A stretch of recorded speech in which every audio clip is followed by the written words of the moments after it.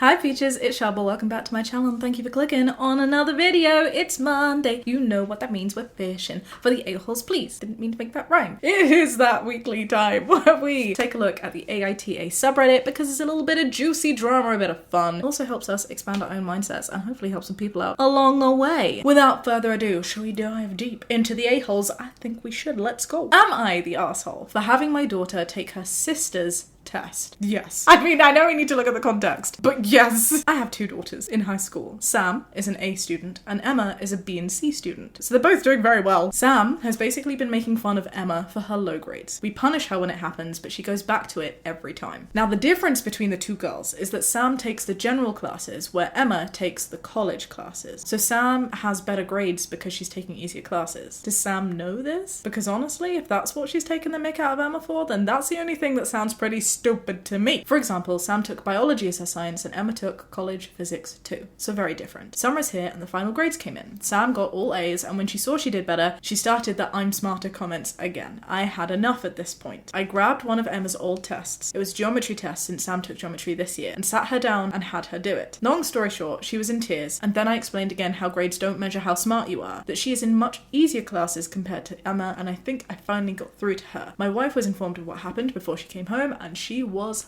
pissed. She was annoyed about how I could do that to Sam. She took her to get ice cream to make up for it whilst me and Emma are still at home. Am I the asshole for having my daughter take her sister's test? Hang on. This title made it sound like cheating, but I feel like what you've done is just good parenting. And maybe I'm being too strict. Perhaps I'm being harsh, but I don't quite understand why the mum would be annoyed. And why you then go and take Sam out for ice cream. When Emma was the one that was hard done by and Sam's just been like taught a lesson in a like applicable way, like, hey, put yourself in the position of someone else. It's tricky. Is it just me that's confused by that? I don't think you're the asshole. My badge would be not the asshole, but I feel like I'm missing out on something here because this feels like a trick question because it feels too easy. Not the asshole. Sam wanted to keep pushing and bullying Emma, so I think your punishment, if you'd even call it that, is 100% fair. Now she sees it through Emma's eyes and hopefully probably won't be a bully anymore. Sam needs to learn that she can't put people down like that, and I think that was a great lesson. I agree. As does 2.1 thousand people. So yeah, now I'm feeling like it's less of a trick question. Not the asshole. Sam needs a reality check. The reason Sam's grades are higher than Emma's is because Emma takes college level classes. You don't need to worry about the relationship your daughters will have in the future. I foresee Emma going no contact with Sam if this continues or escalates. Okay, so 10,000 people agree with this, but I personally feel like this is really harsh. I feel like there's such a large conclusion to jump to. I just think this is sibling rivalry, but ultimately, no, I don't think you're the asshole. What do you think, Peaches? Am I the asshole for ruining our trip by not saying or doing anything? It's so ambiguous. I need details, people. My girlfriend and I recently went on a 2-day trip hiking. On the first day, we did a moderate hike, 2 hours, with most of the hike going down. I feel like the way that that's being framed is to say that actually going down is like easier than going up. But the reality is, I have recently learned this, they're as difficult. And in fact, sometimes going down is actually harder for your body than going up is. So I don't think that's the easier framing that this person had in mind. Because of that, I suggested that we hike up and take the cable car down on the second day to spare our knees and work out our leg muscles instead. She agreed and I found a trail that looked just about right for us, 2 hours moderate level, considering her fitness level, moderate, and what I know she's comfortable with, which is no steep or challenging trails, like very narrow. I shared this with her and all of the details, length, which routes to go, etc, the night before, and she was okay with it. I can tell it's going wrong, otherwise we wouldn't be here on an Am I the Asshole post, but let's see. On the second day, when we were at the starting point, she saw the mountain where we were going to hike up to. She was a bit uncomfortable and expressed that it looked sort of high and steep. Now I need to mention that she has a tendency of being overly cautious and lets it get to her head, but I'm obviously not going to force her to do anything that she doesn't want to do. Interesting. I think there's a balance to be struck, right? There's like being a confident and encouraging and supportive partner and being like, you can do this, babe, and then being at the top and being like, see, and you were all nervous down at the bottom, ha ha ha. And then there's, no, don't push someone to being what they don't want to do. Let's read on. I asked her whether she'd like to hike down instead, and she said yes. So we took the cable car up, and on the way up, I saw a map with all of the trails and noticed the most popular trail with the best view was 6 hours and suggested that we take that one instead.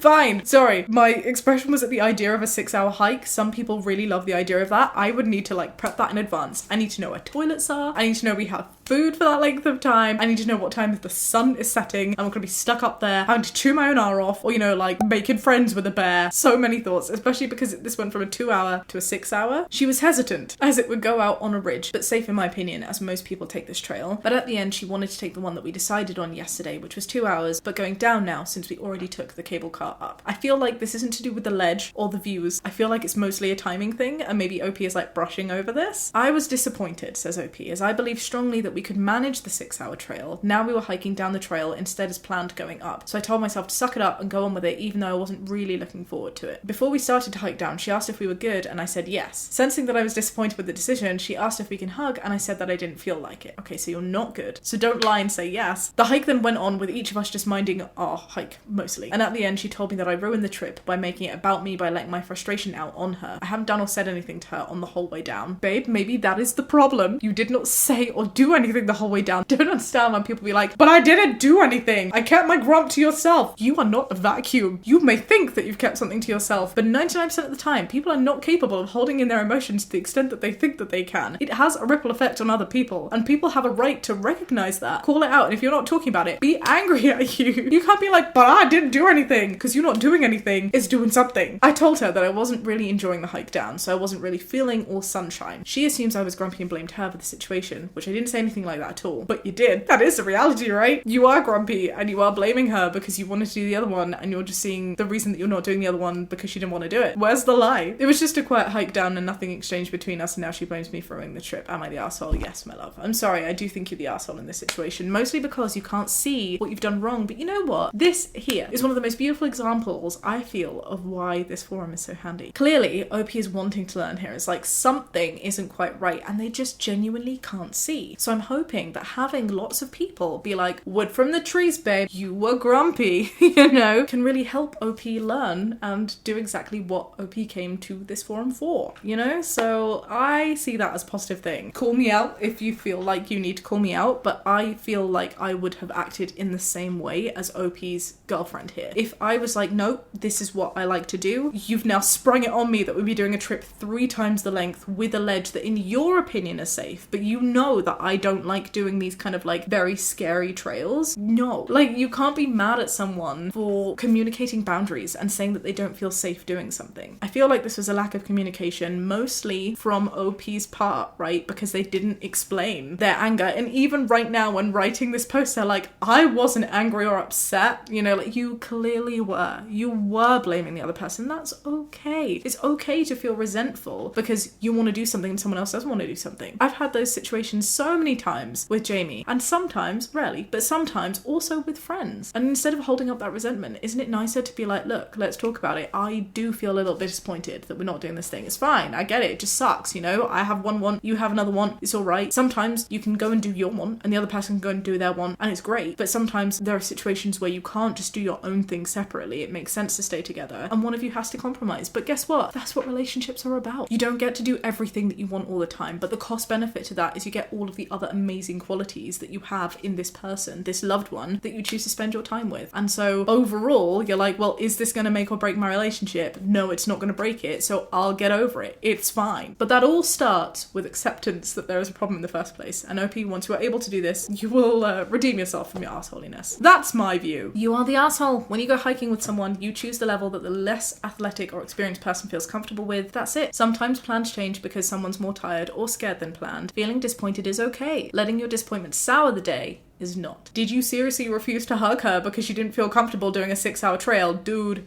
come on. I personally agree with the sentiment. Having said that, you should be forced to hug someone. If you're not feeling in the right place to hug someone, that's okay. But be honest. Be truthful. No one should be getting mad at people for feeling legitimately how they feel. It's what you do with those actions that can cause upset and cause someone to be justifiably mad. You can't be mad at someone for feeling feelings. I feel like your girlfriend very well expressed her feelings and you did not. And now you are taking it out on her, and that just doesn't seem fair. You are the asshole. Sounds like you threw a little temper tantrum because you didn't get your way. It's a hike together, so she should be able to express her concerns about a pathway that she's not comfortable with. At the same time, I agree with this. Anyone should be allowed to refuse hugs if they're not in the mood for a hug, period. That is true, but I don't think that the girlfriend is upset over the hug. I think it's because of the fact that for the entire 2 hours, you were clearly upset, and then afterwards was like, I'm not upset. What's your problem? That one seemed very clear-cut to me, but do let me know, Peaches, if you have a different opinion. Alright, should we do one more? Am I the asshole for refusing to pay for my boyfriend's food and his birthday and getting him banned from a restaurant? What? I feel like that escalated very quickly. I'm an 18-year-old woman and I've been dating my boyfriend John, 20-year-old man, for a little under a year. We've got a pretty toxic free relationship, but there's quite a bit of tension when it comes to me being vegetarian. I've been veggie since 11 and I've got very strict morals around it. The one thing John has a problem with is me refusing to spend my money on meat. That's not a problem for John to have. If it's your money, it's your autonomy to decide what you want to spend it on. Ever since I started making my own money, I swore to myself that I'd never spend a cent of it on meat. On our dates, we'd usually split the bill and sometimes he'd pay for it all. I told him if he orders something meat-free, I'd happily pay for both of us, but he never does. When he pays for my food, it's when I've spent money on the activity, normally concerts and festivals. That's me paying $120 or euros, sorry, on tickets and him spending maybe 50 euros on food. Interesting. So it doesn't even need to be like split equal. You're not concerned about that. It's just the principle of the meat. The principle. His birthday was a few days ago and we went out for dinner at his favourite fancy restaurant. He got the most expensive steak that they had along with a side salad and a bottle of wine. When we finished our food, I asked the waiter to split the bill and John looked at me shocked. He asked if I was joking and I said no. Then he told me he thought I was going to pay since it was his birthday and he didn't budget for the meal. Is that why you bought a very expensive steak, John? Is that why you didn't think to clear it when literally your entire relationship, your girlfriend has very clearly communicated to you that she doesn't spend a single cent on meat, John? Tell me why you think, John, that for some reason the fact that you happen to fall out of somebody's vagina on this specific date many years ago would change your girlfriend's morals in that way, John. That makes no sense to me. Sounds to me like you're being a bit manipulative, John. I asked him why he thought I'd pay since I'd been very clear about my rule, but he couldn't give me another reason other than it being his birthday. I told him I'd pay for the wine and the side salad, but he would need to pay for the steak. I think that's very fair. He was furious with me and stormed off to the bathroom. I paid for my meal, the wine and the salad, and waited for him to come back. He didn't. After waiting for 20 minutes, I left. Holy cow. That's so immature. I found him sitting on a bench near where we parked the car. I asked him why he left and reminded him that he needed to pay. He looked shocked when I said that and asked me if I didn't pay. I told him I paid for everything but the meat and he lost it. He started yelling at me, telling me that I was selfish and that I needed to grow up. Get a mirror, John. I stayed calm and told him that he needed to go back and pay. He scoffed and walked away. I ended up driving home without him. Wait, so you both dine and dashed? You both just